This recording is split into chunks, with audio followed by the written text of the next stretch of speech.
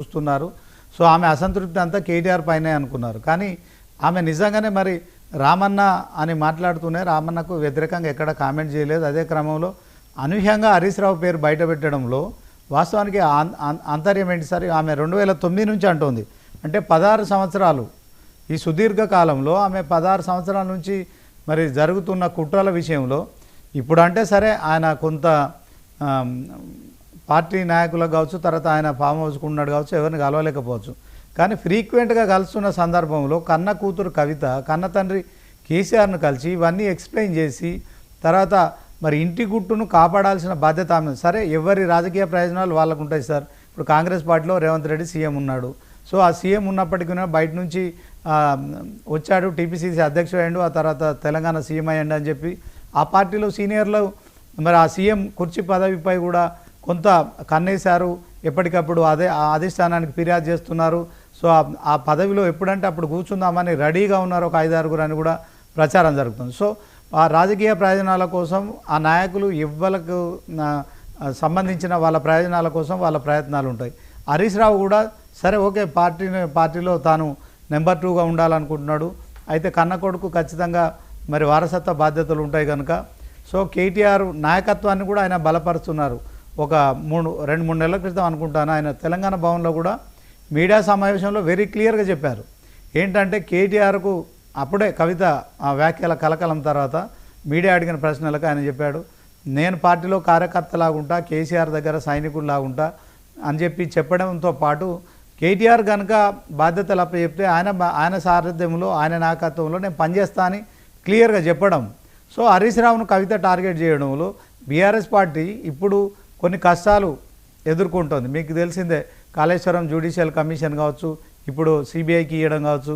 So ఆ party భవిష్యత్తు ఏంది, ఆ పార్టీ అధినేత భవిష్యత్తుపై ఎలా ఉంటుందని ఒకవైపు కార్యకర్తల్లో నాయకుల్లో ఆందోళన ఉన్నప్పటికీ కూడా కవిత కొత్తగా దీంతో ఆమె ఏమి సాధిస్తుంది. సో నాన్న జాగ్రత్త అన్న జాగ్రత్త అని ఆమె ఇంటికి వెళ్ళి చెప్పొచ్చు. ఎందుకంటే కుటుంబంతో నేను దూరంగా లేను, కేవలం పార్టీలో కుట్ర జరుగుతుంది కనుక నన్ను సస్పెన్షన్ చేశారని చెప్తున్న నేపథ్యంలో ఈ అంశాలన్నింటినీ మనం ఎట్లా చూడొచ్చు అంటారు? కవిత గారు హరీష్ రావు మీద, అదేవిధంగా సంతోష్ రావు గారి మీద తీవ్రమైనటువంటి ఆరోపణలు చేశారు. ఒక విధంగా వాళ్ళ మీద చర్య తీసుకోకపోవడం ద్వారా తన తండ్రిని కూడా ఆమె తప్పు పెట్టారనేటువంటిది మనకి స్పష్టంగా కనిపిస్తూ ఉంది. రెండవది, ఇప్పుడు ఏం జరుగుతుంది ఏమిటి అనేటువంటిది ఒక ప్రధానమైనటువంటి ప్రశ్నగా మన ముందుకు వచ్చింది. అందువల్ల మరి ఇవాళ కానీ రేపు కానీ లేకపోతే కేసీఆర్ స్పందిస్తారా? రెండోది, ఇప్పుడు ఆమె మీద తీసుకున్నటువంటి చర్యకు సంబంధించి కూడా ఒక డెమోక్రటిక్ ప్రాసెస్, బీఆర్ఎస్ పార్టీలో ఒక డెమోక్రటిక్ ప్రాసెస్ లేదు అనేందుకు ఆమె మీద చర్య తీసుకున్నటువంటిది కూడా. ఎందుకు అంటే ఏ పార్టీ అయినా కావచ్చు, బీజేపీ కావచ్చు, బీఆర్ఎస్ కావచ్చు, ఇంకోటి తెలుగుదేశం, ఏదైనా కావచ్చు, కనీసం ముందు ఒక షోకాజ్ నోటీస్, మీరు ఈ విధమైనటువంటి పార్టీ వ్యతిరేక కార్యకలాపాలకు పాల్పడుతున్నారు, దీని మీద మీ సంజాయిషి ఏమిటి అనేటువంటిది ఒక ప్రాథమికమైనటువంటి ఒక డెమోక్రటిక్ ప్రాసెస్.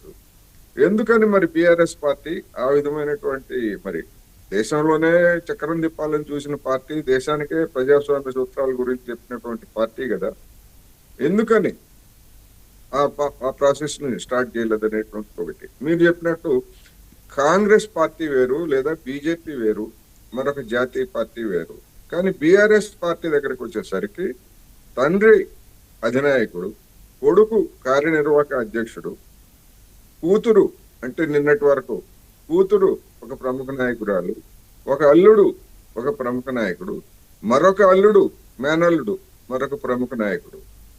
ఈ మొత్తం కుటుంబ వ్యవహారంగా సాగుతున్నటువంటి పరిస్థితుల్లో ఇటువంటి బాధ్యతలన్నీ నిర్వర్తించడానికి మరి బీఆర్ఎస్ పార్టీలో ఇతరుల నాయకులు ఎవరు లేరా అనేటువంటిది కూడా జనానికి ఎప్పటి నుంచో ఉన్నది, అదేమి కొత్త విషయమే కాదు.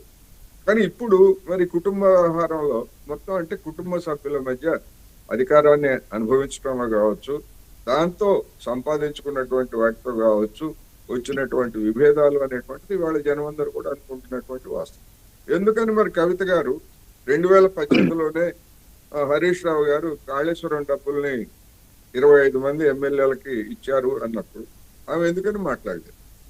మరి పోనీ ఎప్పుడైనా లేఖ రాయొచ్చు కదా, కనీసం బయటికి చెప్పకపోయినా తండ్రికి ఏమన్నా లేఖ రాశారా, ఇదిగో నాన్న ఈ విధంగా నీకు వ్యతిరేకంగా హరీష్ రావు గారు ఇట్లా చేస్తున్నారు, తన కూటమిని ఏర్పాటు చేసుకుంటున్నారు అని ఏమైనా చెప్పారా? అప్పుడు ఏమి చెప్పినట్టు లేదు.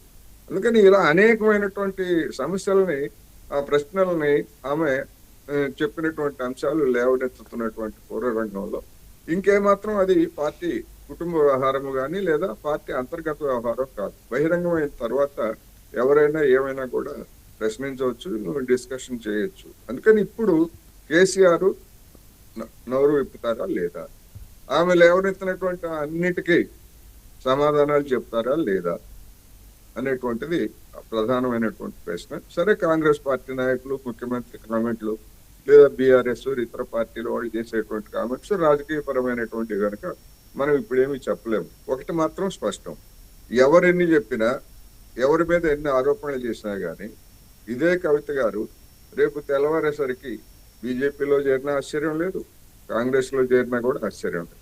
ఎందుకు అంటే ఇట్లా తీవ్రమైనటువంటి ఆరోపణలు చేసినటువంటి వాళ్ళు ఈ రెండు పార్టీల్లో చేరటమే కాదు, చివరికి బీఆర్ఎస్ లోనే నాన్న తప్పైపోయింది, నేను పొరపాటు చేశాను, ఏదో మాట్లాడేశాను అని చెప్పేసి తిరిగి బీఆర్ఎస్ లో చేరినా కానీ ఆమెకేమీ ఆశ్చర్యం లేదు. ఎందుకంటే రాజకీయాల్లో ఇలాంటివన్నీ మనం కామన్ గా చూస్తున్నాం. అందుకని చేర్చుకునేటువంటి వాళ్ళకి కూడా ఏదో ఒక సాగుతోటి వాళ్ళు చేర్చుకుంటున్నారు. అందుకని రాజకీయాల్లో అటువంటి విలువలన్నీ లేని సందర్భంలో ఆమె కార్యాచరణ ఏమిటనేటువంటిది ఒకటైతే, కేసీఆర్ ఇప్పుడు మొత్తంగా కేంద్ర స్థానంలో కేసీఆర్ ఉన్నారు, కేసీఆర్ ఏం మాట్లాడతారు అనే దాన్ని బట్టే బహుశా ఆమె కార్యాచరణ కావచ్చు, మిగిలిన